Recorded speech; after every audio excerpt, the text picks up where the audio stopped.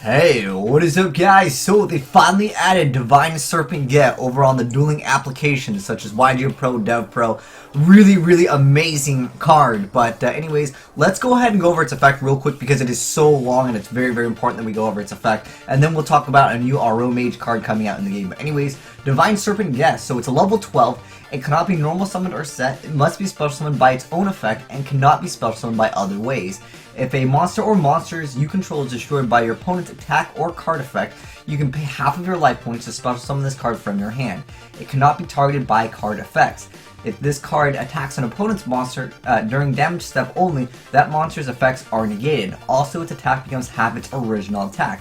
Once per chain during damage calculation, either player's turn, if this card battles, you can make this card's attack become equal to the original attack of the monster on the field with the highest original attack, your choice, if tied. So pretty much, ain't nothing going to be destroying this by battle. Nothing's going to be running over this card. You can't target it. And on top of that, very easy to summon. Plus it's level 12, so I'm like, yo, that's a really easy way to get out some high level monsters you can use Level Eater for days with. And on top of that, you have the ability to make it so you can't target this. A lot of times when things can't be destroyed via, attacking them, running over, you go to the next best thing is like, destroy it, either, bounce it back to the hand, but a lot of cards target. Not too many people playing things like Mirror Force. I know this guy happened to have Mirror Force Dragon, so he playing it, but for the most part, guys, let's be honest, most decks, they don't play Mirror Force. Some decks don't run the Raigeki or Dark Hole. Maybe they just run like the one Raigeki. So at that point, this card can counter some decks. Some decks, I would say, lose to just a Divine Serpent Gate. You drop that, they need a target. They need to use their cards to be able to bounce things back, and they don't have access to this. And this card is always going to be stronger most of the time than other things, unless of course there's some other like random card that is going to be like, it's always the highest attack. But yeah, again, this card is actually pretty dang good. And also I got another replay for you guys showing off again the Divine Serpent Get, which I think is a really cool card. I'm going to swap it over here to the right side of the field because the only way you can get rid of the card is pretty much like Raigeki and Dark Hole. Like realistically, the other decks play, that's only going to be like, but Kaijus, okay, Kaijus get rid of everything. I think we've established that. That's like the one out that is really easy. Now, what's even crazier though is you can actually search out the Divine Serpent Get by using King of Feral Imps, which I was like, whoa, you can search out this super easy. If this card survived, then you can search out double. Like that is pretty awesome at that point. And I'm like, dang, dude, I kind of want to try a deck revolved around. Just searching out Divine Serpent Get, making like a hand trap deck with like Tragodias and stuff like that. I think that would be kind of cool. But again, if you have your life points, you summon this, and like he boosted this card's attack, and then he just doesn't know what to do against it. Because like, I don't know, what do you do against this for some decks? Like they need to target, and you can't target it. And on top of it not being targetable, now with the card Mound of the Bound Creator, it cannot be the player. Where is it? Level 10 or higher monster on the field cannot be targeted or destroyed by card effects. So he can't target this, which technically this card already protects itself from being targeted, but then on top of that, it cannot be destroyed by card effects. So at that point, Dark Hole and Raigeki, those outs wouldn't exist. I know you can technically get rid of Mound of the Bound Creator, but that still, it doesn't matter. They still have to get rid of this, because even if they like bounce this back, then they have to follow up with like Dark Hole or something like that immediately.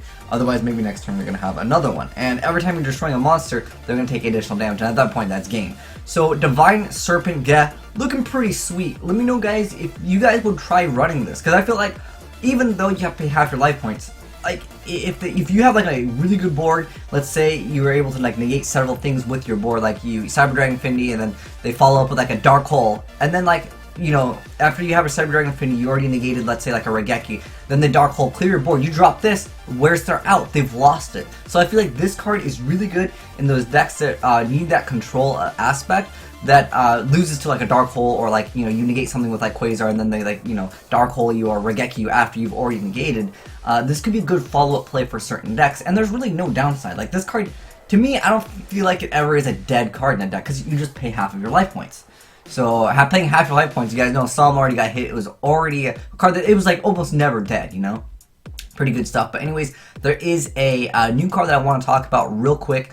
It is the Aro Seraphy Rosemary. So here's what it looks like. A pretty sweet card. Let's go ahead and go over its effect. The hand, I guess, was covering it. Maybe someone can actually make out the full effect if you guys can actually read. I believe this is it does say JP, so that's Japanese.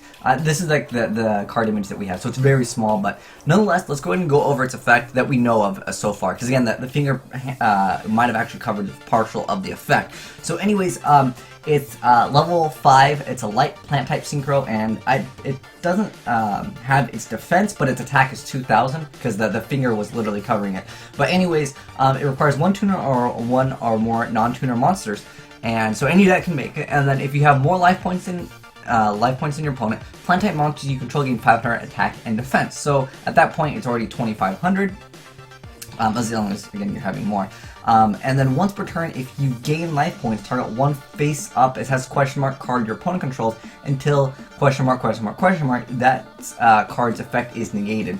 So I'm pretty sure at that point, I want to say when it says until, I want to say it's until the end phase, but it's fine because you usually are just, if you're negating something, you're probably going to try to get over it immediately because it's probably a threat.